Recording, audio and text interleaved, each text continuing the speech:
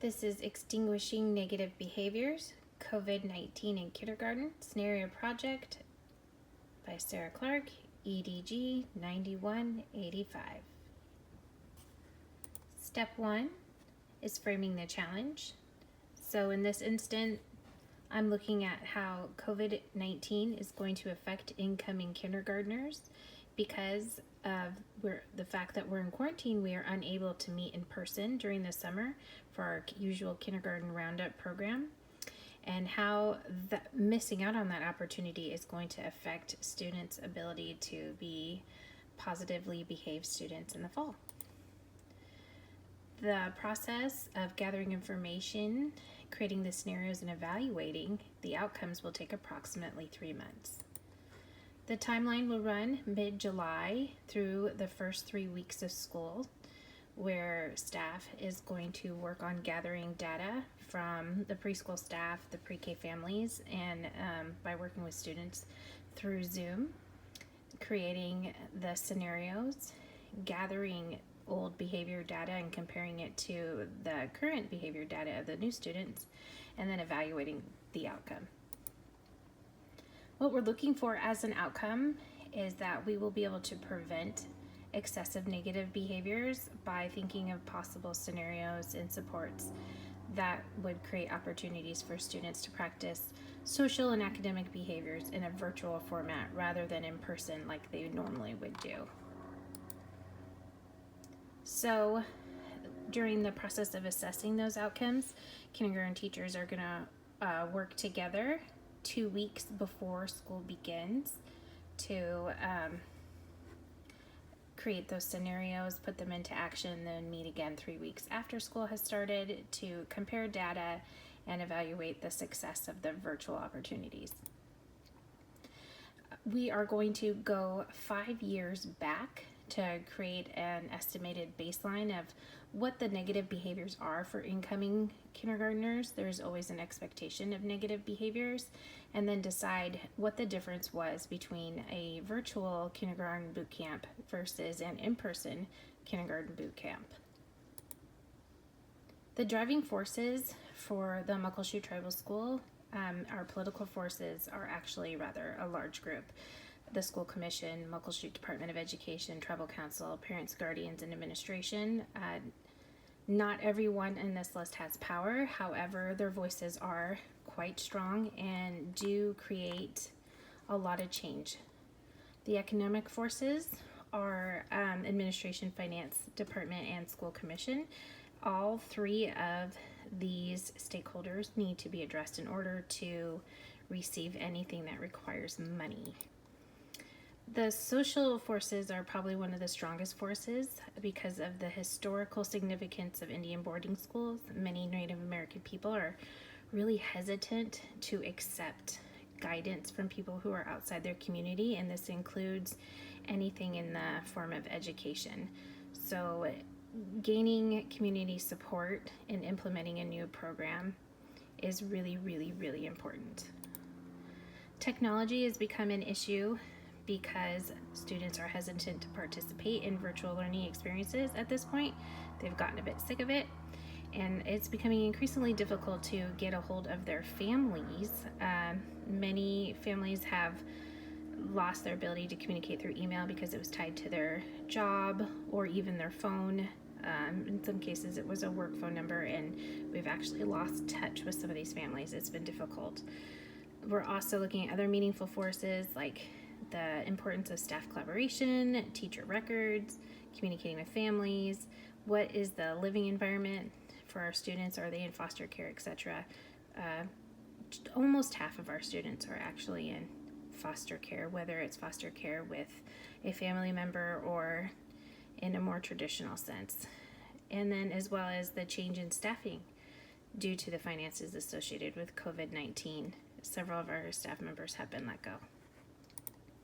Step 4, defining the future's critical uncertainties. Tribal Council, School Commission, Department of Education have a really, really strong voice in the systems that we put into place in the school, because Council and the Commission are positions that are voted into office by the community, they very much listen to the community and how they feel. And they can be on board with something and then the community speak out that they don't like it, and that's the end of it. So it's important that everyone is on board and fully understands what it is we're trying to do. The finance department, if they nick something that costs money, and in this case, what our scenarios don't really require much funding outside of the norm, then it's not going to happen.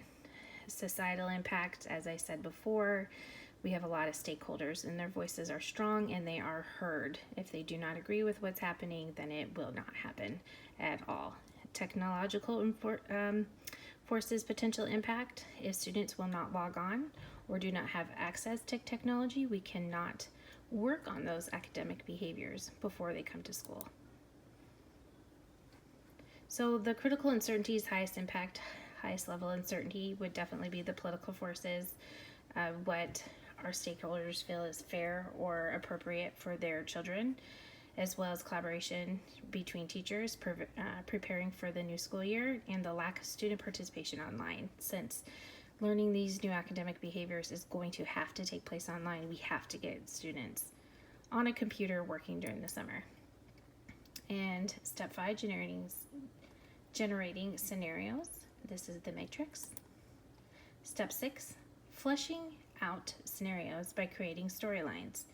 So I chose children's books since I was working with kindergartners in my scenarios, and scenario 1 is a positive scenario called A Perfect Day by Lane Smith. And in this scenario, all stakeholders and political forces are on board. Teachers worked collaboratively before and during summer break, and students were online practicing their academic and social behaviors. So when they came to school, everything went according to plan. Scenario 2, what do you do with a problem? So in this book, written by Kobe Yamada, this kid had a problem and he was thinking it through, and everything he tried failed, and it just kept getting worse and worse. So despite his planning and his attempt to prevent what was happening, it happened anyway. So this is a positive negative scenario where the teaching staff works together before summer and during the summer, but we just don't have students online and we don't have the support of the stakeholders. And so when students return to school, they are exhibiting a great deal of negative behaviors. Scenario 3, I Was So Mad by Mercer Mayer.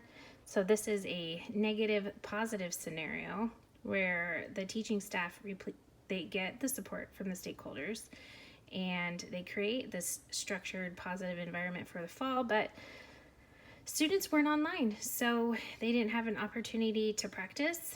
And despite this great plan, they didn't have a chance to practice being a student. And when they came back, it was incredibly inconsistent and it didn't work out.